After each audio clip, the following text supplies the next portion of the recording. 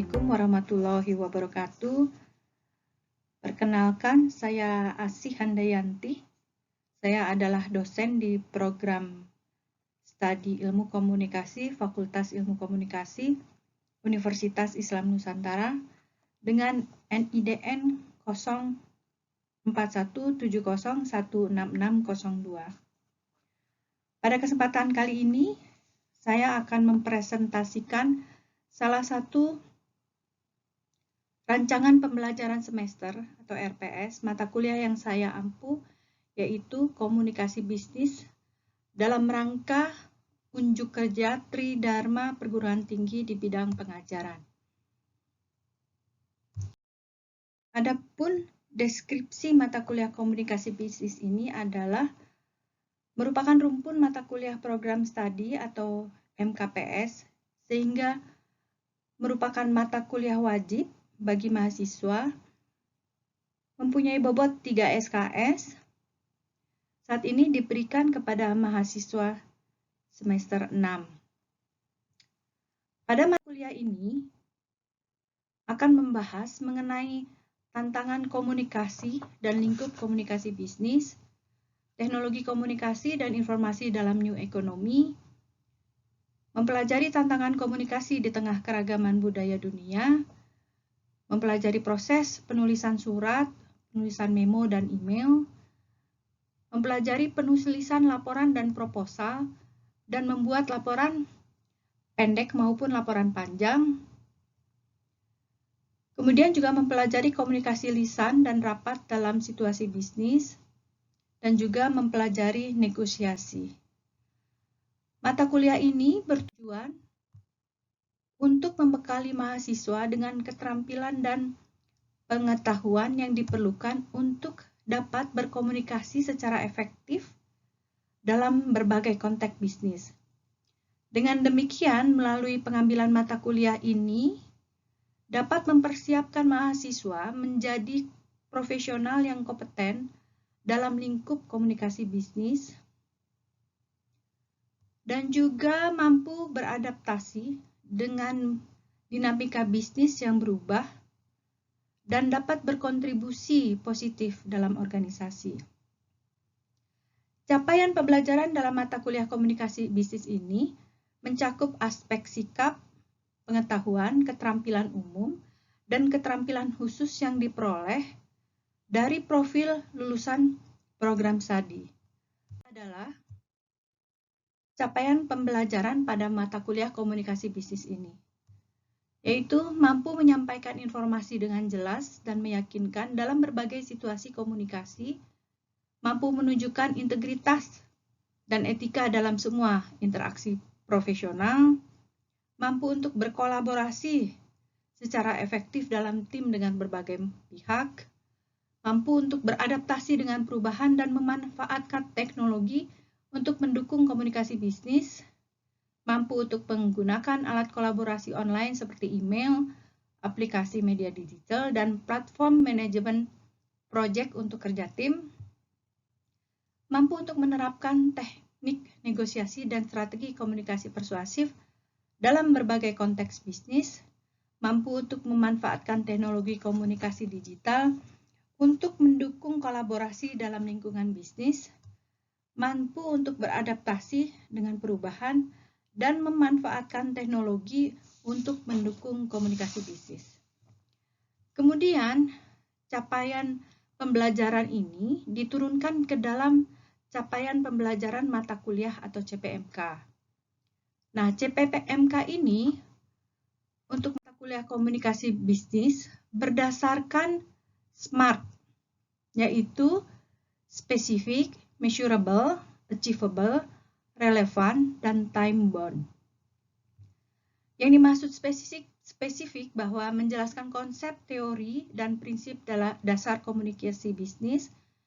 Kemudian measurable dapat diukur melalui tes atau penilaian. Achievable sesuai dengan tingkat pemahaman mahasiswa. Relevan penting untuk fondasi komunikasi bisnis, dan time bound diselesaikan dalam 1 semester.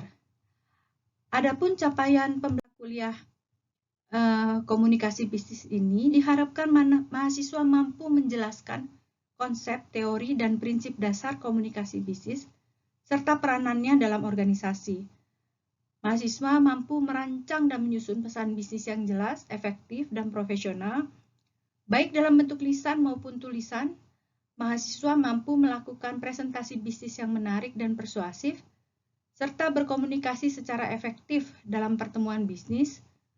Mahasiswa mampu mengembangkan strategi komunikasi yang sesuai untuk berbagai situasi bisnis dan mengelola komunikasi dalam organisasi dengan efektif. Mahasiswa memahami dan mampu menerapkan prinsip-prinsip etika dan profesionalisme dalam aspek komunikasi bisnis. Mahasiswa mampu memanfaatkan teknologi informasi dan komunikasi yang relevan untuk mendukung kegiatan bisnis dan meningkatkan efisiensi komunikasi. Mahasiswa mampu menganalisa masalah komunikasi dalam konteks bisnis dan merancang solusi yang tepat berdasarkan analisis tersebut. Mahasiswa juga mampu memahami mengelola komunikasi dalam konteks budaya yang beragam, serta mampu beradaptasi dengan perbedaan budaya dalam lingkungan bisnis internasional. Mahasiswa mampu menerapkan teknik negosiasi dan resolusi konflik yang efektif dalam situasi bisnis yang kompleks. Kemudian mahasiswa mampu mengevaluasi dan mengukur efektivitas program komunikasi bisnis serta memberikan rekomendasi untuk perbaikan.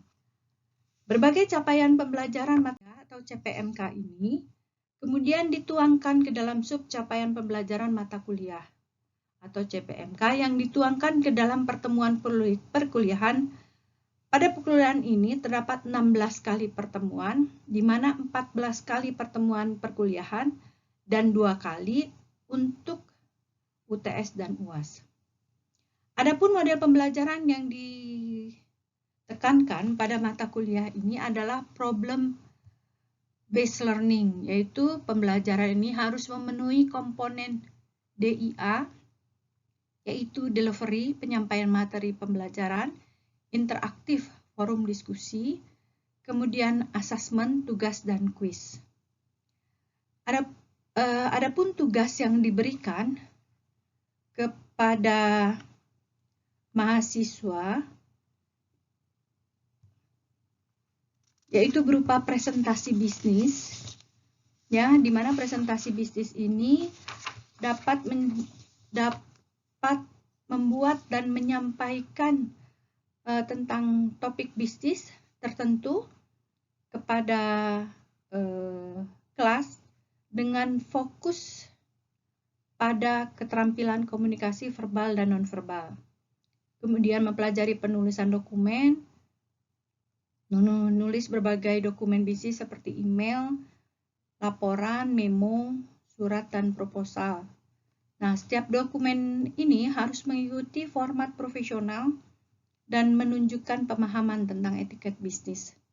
Kemudian juga mahasiswa mempelajari studi kasus, menganalisa studi kasus yang melibatkan masalah komunikasi bisnis dan memberikan solusi yang berdasarkan teori praktik komunikasi bisnis. Juga mengadakan simulasi rapat di mana mahasiswa berperan sebagai pemimpin dan anggota tim untuk membahas agenda bisnis tertentu. Jadi, tugas ini menilai kemampuan untuk memimpin rapat dan bagaimana mahasiswa dapat berkontribusi secara efektif. Kemudian mahasiswa juga mendapatkan tugas melakukan simulasi negosiasi bisnis, di mana mahasiswa harus menerapkan teknik-teknik negosiasi dan strategi komunikasi persuasi untuk mencapai kesepakatan. Mahasiswa juga diberikan tugas untuk bekerja dalam tim untuk merancang dan mengimplementasikan sebuah proyek bisnis yang membutuhkan koordinasi dan komunikasi efektif antara anggota tim. Di akhir perkuliahan, mahasiswa harus menulis makalah penelitian yang mendalam tentang topik spesifik dalam komunikasi bisnis. seperti etika komunikasi, peran teknologi dalam komunikasi, atau dinamika komunikasi bisnis dalam tim yang disusun mahasiswa berdasarkan analisis komunikasi bisnis yang mereka teliti. Kemudian makalah ini akan dikumpulkan pada saat UAS dan dipresentasikan. Penilaian mata kuliah.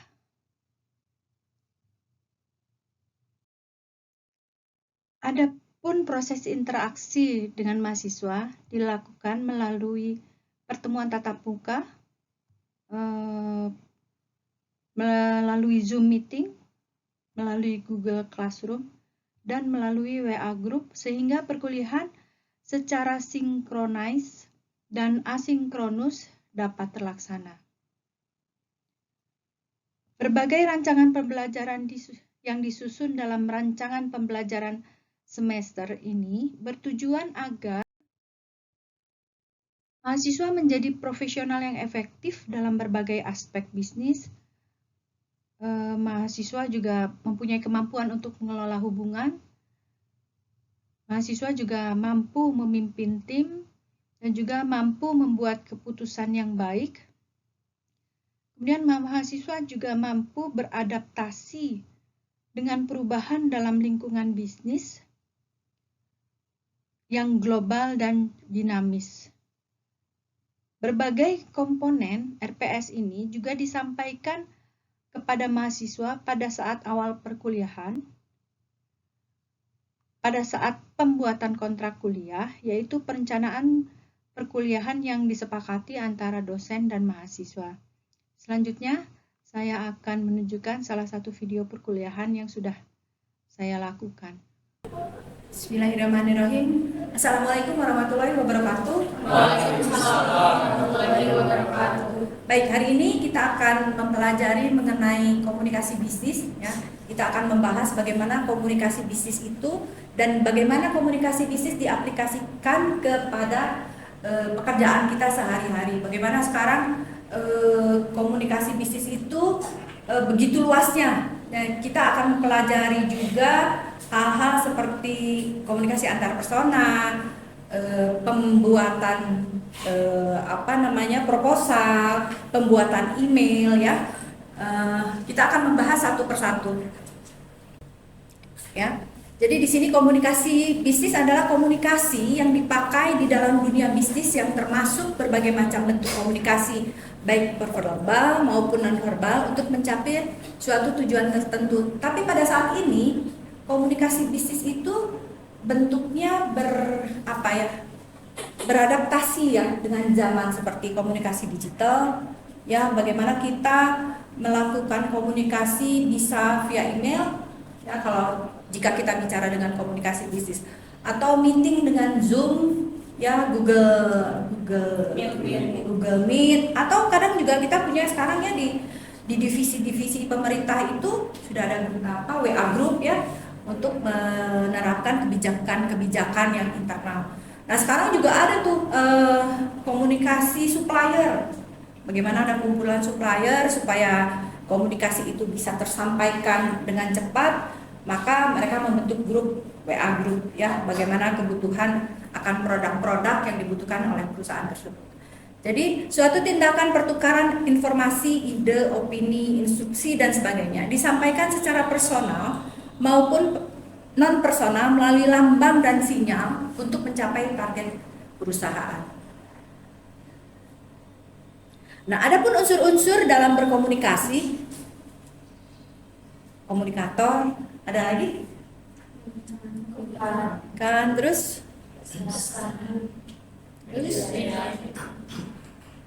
STD ya ini ya, standar ya.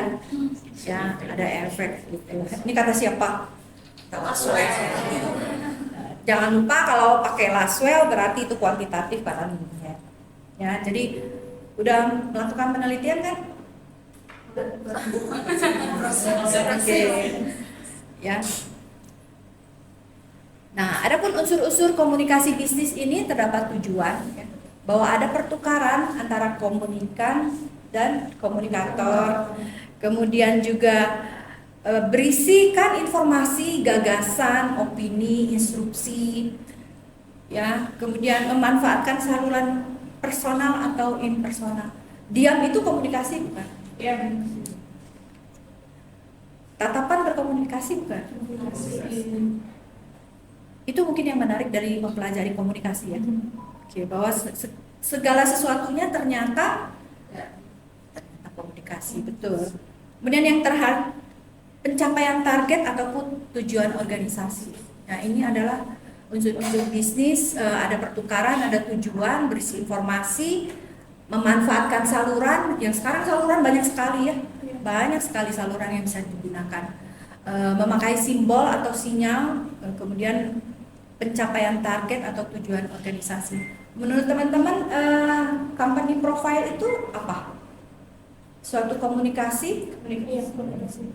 Kenapa? Karena ada informasi yang disampaikan.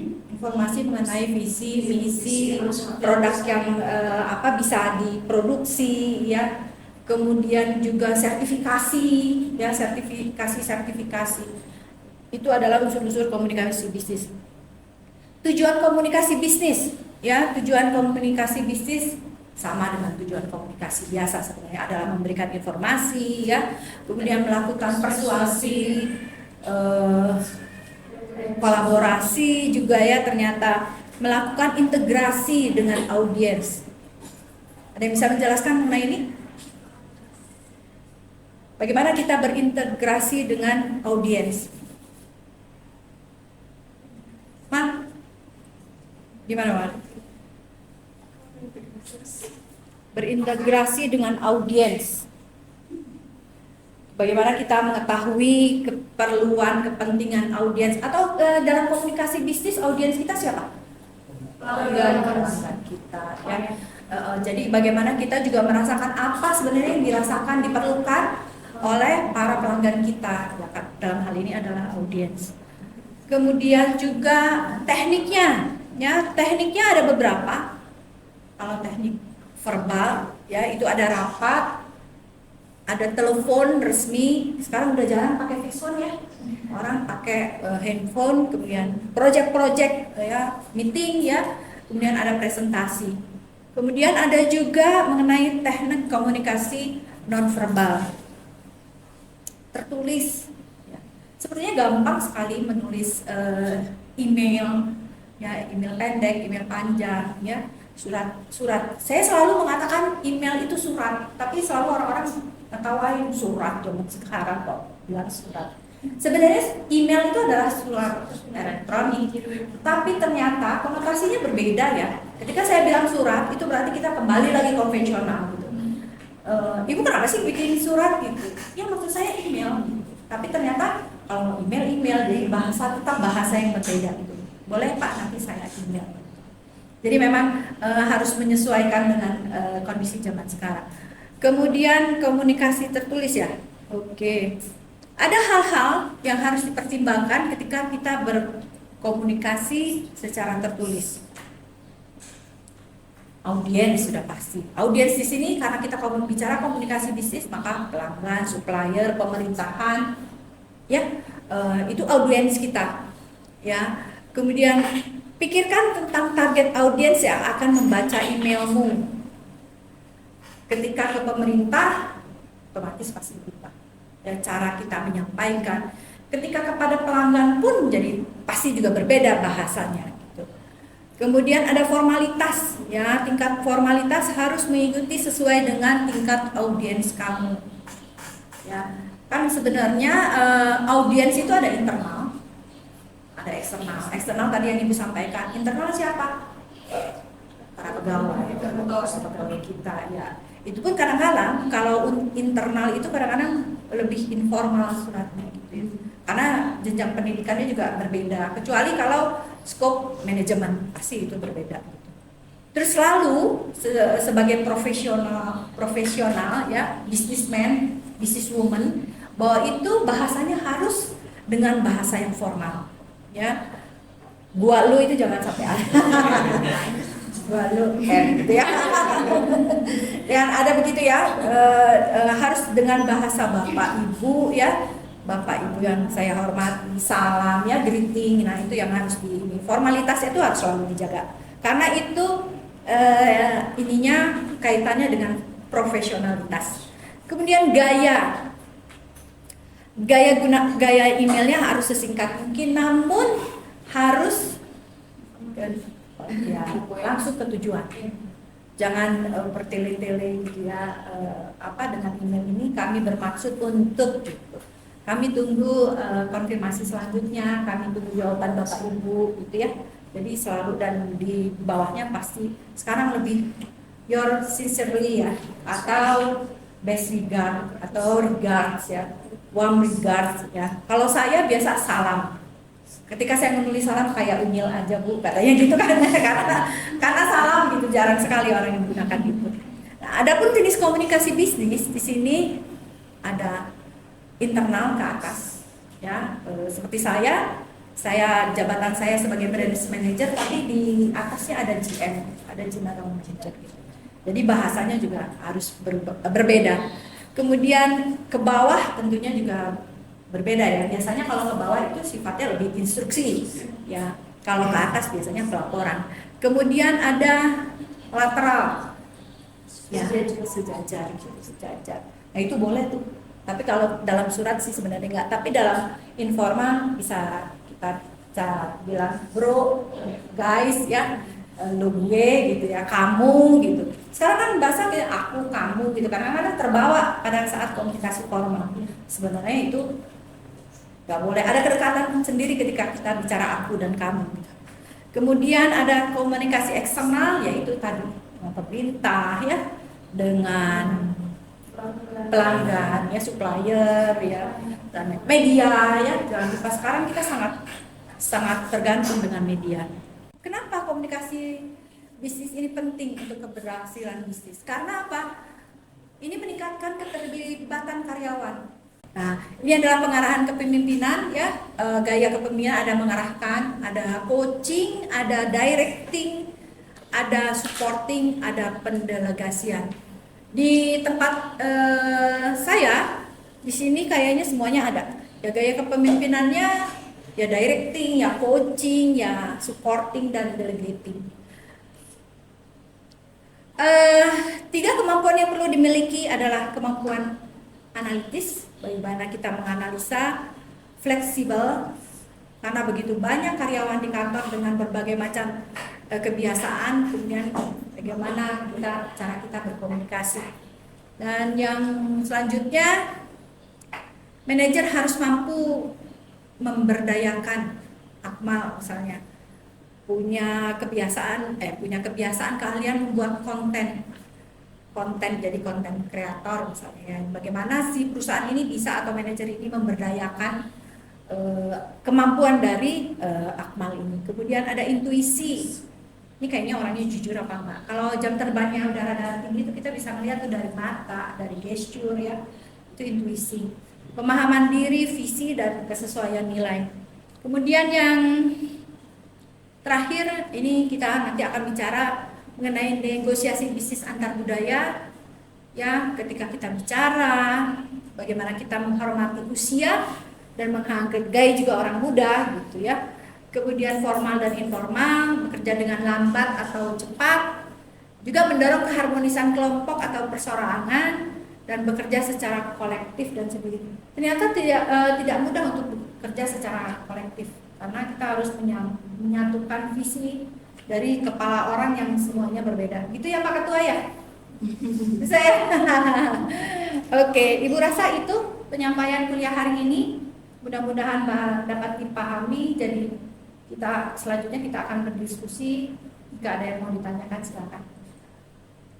Ini Bu paling kan itu ada integrasi buat ke pelanggan. Kita tahu apa aja keinginan pelanggan, kebutuhan pelanggan, itu biasanya pakai cara apa aja gitu buat tahunya? Oke, untuk mengetahui kebiasaan atau perilaku pelanggan ya, kita harus punya database sebenarnya. Database dari awal si customer, misalnya dari awal pelanggan melakukan pemesanan, kita sudah, kalau sekarang tuh dasar awalnya, kalau case ya, di tempat saya bekerja, ketika melakukan pemesanan pertama itu harus mencantumkan KTP, ya, identitas diri. Nah dari situ kan ketahuan kakak lahir dan lain sebagainya. Itu salah satu pendekatan secara personal. Kemudian kalau pendekatan secara pekerjaan, kita harus tahu produk ini digunakan dalam jangka berapa waktu. Ya, nah data itu yang diperlukan. Ada berapa banyak item yang mereka biasa pesan. Jadi kita juga harus punya data itu. Jadi ketika dia memesan ulang, kita sebenarnya nggak usah nanya lagi gitu. Pak yang mana sih? Gitu, yang mana ya? Gitu, misalnya gitu ya. Nah itu sudah harus ada database-nya. Jadi ketika itu paling kalau ketika ada perubahan harga misalnya, ada kebijakan yang berubah, maka sebelumnya sebaiknya kita memberikan informasi terlebih dahulu bahwa bulan sekian akan ada bukan kenaikan yang kita sampaikan, adalah bukan kenaikan, lebih pada bahasa yang lebih baik gitu. Jangan kenaikan, karena kalau udah naik lagi gitu. Ada perubahan harga, ada sedikit perubahan harga Pak. Jadi bahasa-bahasa itu dalam bisnis yang sangat perlu, kecil tapi sangat mempengaruhi hasil akhir. Kita lihat depan. Oke, terima kasih atas kehadiran teman-teman mahasiswa dalam perkuliahan komunikasi bisnis hari ini. Mudah-mudahan bisa bermanfaat. Jika ada yang perlu ditanyakan, bisa hubungi Ibu. Ya, assalamualaikum warahmatullahi wabarakatuh. Waalaikumsalam warahmatullahi wabarakatuh. Terima kasih Bu. Demikian pernyataan diri dosen dan unjuk kerja Tridharma Perguruan Tinggi atau PDD UKTPT bidang pengajaran dari saya. Wabillahi taufiq wal hidayah. Wassalamualaikum warahmatullahi wabarakatuh.